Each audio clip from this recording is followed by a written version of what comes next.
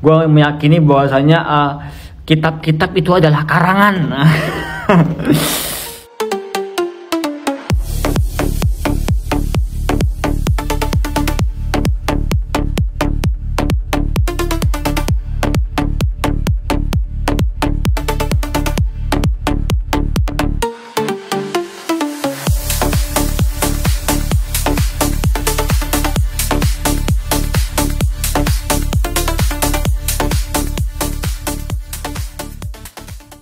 Siapa yang membuatmu tertarik agama Islam dan meyakini Islam adalah agama yang benar dan membuatmu meyakini Islam? Tulisannya buset, coba celaka 12 ya guys. Ya oke, kita akan kasih paham nih. Kita sharing-sharing aja ya kan, sharing-sharing aja kenapa gue yakin banget sama Islam sekarang gitu ya kan. Dulu tuh gue tahun 2008 sampai tahun 2018 gue tuh ateis guys. Kagak percaya agama manapun. Gue meyakini bahwasanya kitab-kitab itu adalah karangan. Sampai akhirnya ada kejadian gempa luar biasa tuh 2018 tuh di Indonesia ya kan. Wah pokoknya luar biasa tuh gempanya tuh. Karena gue ini orang yang jiwa sosialnya tinggi. Jadi gue tuh sering ngikutin tuh kayak gitu-gitu. Gue ikutin, gue scroll TikTok, Instagram segala macam, ngikutin beritanya. Ada satu relawan yang bilang begini, guys, dulu di sini itu adalah hamparan luas nih perumahan-perumahan guys. Sekarang tuh udah kosong, semuanya tanah semua. Bener-bener tanah doang, emang kagak ada rumah-rumahnya. Gue ngeliat juga di video tuh ngeri gitu. Video-video ketika gempa itu terjadi ya kan, tanah tuh gulung-gulung gitu. Tanah sampai jalan guys, pohon kelapa sampai jalan kayak gini nih. Wah luar biasa dah. Nah besokannya teman gue nih cerita katanya itu dia pernah kerja di daerah situ, di hotel daerah situ. Nah hotelnya itu rubuh rata sama tanah. Terus dia cerita, dulu sih waktu gua di sini tuh ya, itu tuh hotel sering banget dijadiin tempatnya LGHD TV pada pesta. LGHD TV tau lah ya, ini apa namanya, pelangi gitu pada pesta gitu di situ. Rata sama tanah. Jadi gue tuh kebayang kayaknya tuh kayak kisah Nabi Lut dah gitu. Dalam hati gue, Nabi Lut kayak gue tahu nih Nabi Lut nih, pernah denger gue waktu SMP nih, tapi apa ya? Oke, ntar malam gue mau cari apa kisah Nabi Lut gitu ya kan. Malam-malamnya gue karena malas baca ya kan, gue ngeliatnya di YouTube. Jadi kayak ustadz segala macam tuh gue cari-cari ya kan, semua ustadz tuh sampai ketemu di mentok-mentok di Ustadz K gitu kan, Ustadz KHB. Ustadz KB ini nyeritain tentang kaum Nabi Lut alaihissalam. Jadi yang katanya dibalikan tentang segala macam gitu kan, dan mereka itu kaum LGHD TV segala macam itu. Nah dia itu, gue masih berpikir ini pasti dongeng. Gue masih berpikir ini dongeng gitu. Tapi ketika Ustadz ini menjelaskan bahwasanya ada buktinya peninggalannya di Yordania gitu kan, yang tanah terbalik, gue jadi percaya gitu. Nih jadi gue pas itu searching tanah terbaik di Yordania, nemu nih gunung terbalik di Yordania. Nih lo lihat nih, ada pembatasnya nih, nih kayak tanah bagian dalam yang gelap, nih ya kan, ini tanah bagian luar, ini kayak terbalik nih, ada pembatasnya nih segini nih, ya kan, saya kayak tanah terbalik, ini laut mati nih.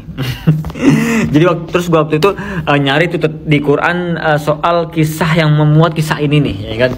Jadi katanya itu sama Allah Subhanahu wa taala, di tanah diangkat, dibalikin, dihujani batu-batu dari neraka, terus dihentakin keras-keras duar gitu. Kayak gini nih. Jadi ini gunung nih kerucutnya di bawah nih, bukan di atas. Jadi kerucutnya itu begini, bukan begini. Nih. Nah, ini bekas-bekas itu kebalik kayak gini ya kan. Wah, ngeri guys. Ngeri. Gue langsung mikir kayak wah gitu. Nah, gue berpikir nih, Yordania ke Mekah itu treknya gimana nih? Treknya jauh ternyata. Di zaman dulu tuh kalau naik onta dari Mekah ke Palestina aja mesti sebulan naik onta tuh. Itu aja onta tercepat gitu. Sebulan. Dari Palestina ke Yordania mesti nyebrangin laut lagi tuh. Laut mati tadi tuh seberangin baru nyampe Yordania. Berarti sekitar 2 bulanan. Dan menurut catatan sejarah, Nabi SAW nggak pernah kemana-mana kecuali ke Palestina, itu pun Isra Mi'raj sekali. Nggak kemana-mana tuh, Isra Mi'raj doang, udah nggak mampir ke Yordan. Terus gimana caranya seorang Nabi Muhammad SAW nya nggak pernah kemana-mana tahu kisah ini? Terus dimuat di dalam Quran gitu. Berarti ini bukan karangan manusia nih Quran nih. Berarti ini ada orang yang lebih tahu nih, benar-benar tahu segalanya. Dari berita di Yordania nyampe ke Mekah tuh ditulis gitu. Berarti ada yang harusnya lebih tahu banget pokoknya segalanya. Apalagi kalau bukan Tuhan gue gitu. Berarti ini Tuhan nih. Oke. Habis itu gue Gua sibuk mempelajari soal hadis-hadis gitu, jarang mempelajari Quran. Gua lebih tertarik mempelajari soal hadis-hadis gitu, apalagi hadis qudsi gitu kan, yang mempelajari tentang kehidupan.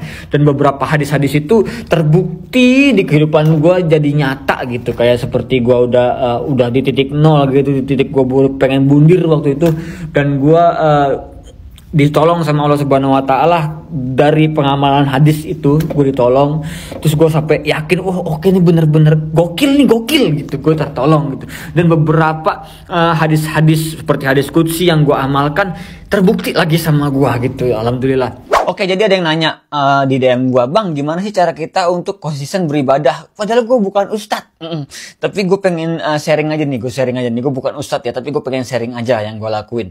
Yang gue lakuin adalah gue mencari tahu apa sih keutamaan daripada ibadah tersebut.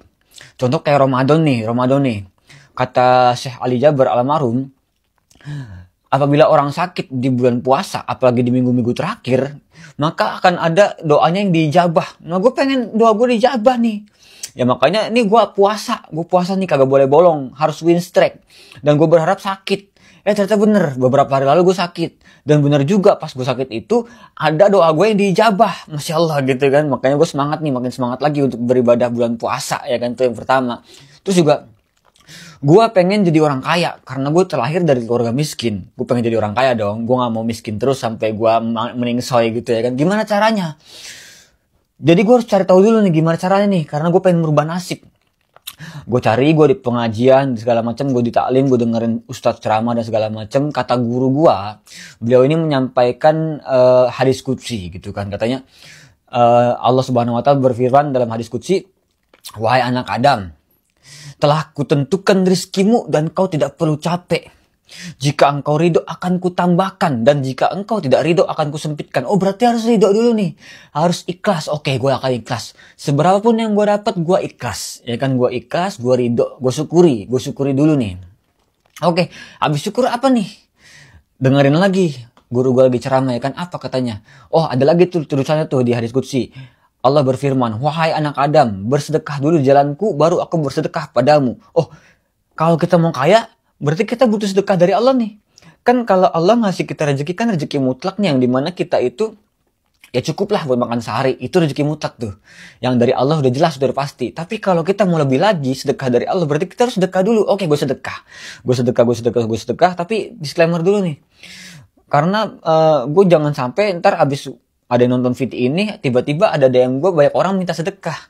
Gue kasih tahu dulu nih, kata Nabi Shallallahu Alaihi Wasallam, barang siapa suka meminta-minta kepada selain Allah, maka akan dipertemukan kepada Allah nanti dalam kondisi wajah tanpa kulit dan daging, gitu ya. Jadi Allah tuh nggak suka orang minta-minta. Dan kalau kita ngeladenin orang minta-minta, berarti kita sama aja mengundang amarah Allah, gitu ya kan. Itu makanya fitrah kenapa kita itu suka berbagi, tapi kita nggak suka diminta-minta, karena emang Allah nggak suka orang minta-minta, itu ya. Oke, kita lanjut. Oke, gue sedekah, tapi kok harta gue segini-gini aja nggak nambah-nambah. Kok gue gak kaya-kaya, kok gue segini-gini aja, gaji gue UMR aja, kok gak nambah-nambah nih, gimana? Oke, akhirnya gue ngaji lagi, terus kata guru gue lagi, janganlah kau beribadah tanpa ilmu, karena orang beribadah tanpa ilmu itu bagaikan orang mabuk. Dimana orang mabuk itu kan jalan sempoyongan gak jelas, dia gak tahu arah tujuannya kemana, yang penting dia jalan, kayak gitu, kayak orang mabuk. Jadi kita harus berilmu dulu nih. Oke, ada yang salahkah dari sedekah gue? Gitu kan. Terus kata guru gue juga nyampein, katanya gini, kata Nabi Shallallahu Alaihi Wasallam, bersedekahlah engkau dengan apa yang ketika kau berikan kepada pemimpin satu kaum, kau tidak malu. Berarti harus sedekah dengan sesuatu yang bagus, jangan yang jelek. Oh iya, pantesan selama ini gue sedekah 2.000-an jelek gue masukin kotak amal, ya kan. 10 ribuan jelek gue kasih orang gue traktir minuman, gue minum yang harga 10.000, orang gue traktir yang 5.000. Pantesan aja salah nih gue nih. Oke, mulai sekarang kalau misalkan gue traktir teman gue yang harganya sama gue, kalau bisa dia lebih nggak apa-apa dah, yang penting jangan sampai di bawah gue, gitu kan. Itu yang pertama. Terus kalau misalkan gue mau masukin ke celengan masjid, kasih 10 ribuan yang bagus, pokoknya yang kertas, kalau perlu tuh yang masih baru keluar daripada dari bank gitu, jangan yang lusuh, jangan yang lecek. Oke, masukin, nambah tapi dikit. Gue masih mikir lagi nih, katanya sedekah itu menambah 10-700 kali lipat, kok masih kayak gini-gini aja? Ada yang salah lagi nih pasti nih. Kita pelajari lagi apa yang salah, gitu ya kan, apa yang salah. Oke, kita pelajari lagi dari guru gue, gitu kan. Guru gue nyampein lagi, guru gue bilang, Nabi Shallallahu Alaihi Wasallam pernah didatangi oleh sahabat yang bertanya begini, ya Nabi, saya punya 1 koin dirham. Untuk siapa ya Nabi? Itu untukmu, kata Nabi. Saya punya 1 lagi Nabi. Untuk siapa? Untuk istri dan anakmu. 1 lagi buat siapa ya Nabi? Untuk ibumu. 1 lagi untuk siapa ya Nabi? Untuk saudara-saudaramu. 1 lagi buat siapa ya Nabi? Itu kau tahu untuk siapa itu kau peruntukkan. Wah, ternyata gue salah nih selama ini nih. Gue salah nih. Salahnya adalah gue sedekah ke nyokap gue iya, ke adik gue iya. Abis itu gue langsung langsung traktir orang, langsung sedekah ke masjid, langsung sedekah ke Palestina misalkan segala macem, ataupun sedekah ke yayasan dan segala macem. Tapi ada yang beberapa gue lewatkan. Diri gue sendiri contohnya, gue nggak pernah beli baju, gue pakai baju lusuh, ya kan? Padahal Nabi Shallallahu Alaihi Wasallam pernah lagi dakwah, terus beliau ini matanya tertuju pada seseorang yang lusuh gitu.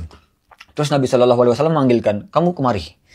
Di belakang saya ini ada emas. Silakan kamu pakai, beli baju yang bagus. Terus kata orang ini, saya ini orang kaya ya Nabi, saya nggak butuh disedekain. Terus kata Nabi, lantas mana kenikmatan Allah yang menempel padamu? Kau diberikan kekayaan supaya ada kenikmatan Allah yang tertempel padamu, supaya kau ini terlihat indah. Pulang ganti baju, beli baju yang bagus. Oke, gitu. Oke, berarti ini selama ini gue salah nih. Buat diri gue sendiri aja belum nih. Oke, gue akan memperbaiki diri gue sendiri. Gue beli skincare dan segala macam. Gue perbaikin muka gue perbaikin semuanya. Gue perbaikin handphone gue dan segala macam untuk modern. Pokoknya semua gue perbaikin. Habis itu istri dan anak. Tadi kan urutannya begitu kan, istri dan anakmu. Tapi gue belum punya istri dan anak nih. Berarti ke mak gue langsung, ke nyokap gue. Abis nyokap gue siapa? Saudara-saudara gue, adik gue. Ternyata ada yang kelewat. Abang gue gak gue kasih. Kakak perempuan gue gak gue kasih. Ya kan, gue langsung tuh lompat ke yayasan, ke sini, traktir temen dan segala macam. Padahal abang gue juga mungkin butuh sedekah juga. Mungkin kakak gue juga butuh sedekah juga. Akhirnya di situ gue mulailah menambah. Abis ke nyokap gue, ke adik gue, abang gue, kakak gue gitu. Pokoknya semua tuh udah rata. Ya kan, udah rata semua keluarga gue. Baru gue ke yang lain tuh. Baru gue ke masjid, baru gue ke sini, baru ke sini, baru ke sini. Dan alhamdulillah gue sedikit demi sedikit sekarang bertambah. Apakah gue jadi kaya raya seperti Raffi Ahmad? Belum. Definisi kaya adalah ketika engkau, kata Nabi Shallallahu Alaihi Wasallam ya, ketika engkau sudah bisa memenuhi kebutuhan dirimu sendiri, keluargamu, dan kau bisa bersedekah ke orang-orang tanpa kau khawatir kekurangan. Itu orang kaya tuh. Jadi walaupun gaji lu UMR, tapi lu bisa mencukupi diri sendiri, keluarga lu, dan bahkan lu bisa sedekah kemana-mana tanpa lu harus khawatir kekurangan. Itu artinya lu udah kaya tuh. Kalau dalam bahasa kita ya sejahtera lah ya gitu. Nah, jadi dari sini gue pengen sharing. Bahwasanya kalau kita mau getol beribadah ataupun beramal, ya, kita itu harus tahu dulu nih keutamaan-keutamaannya apa.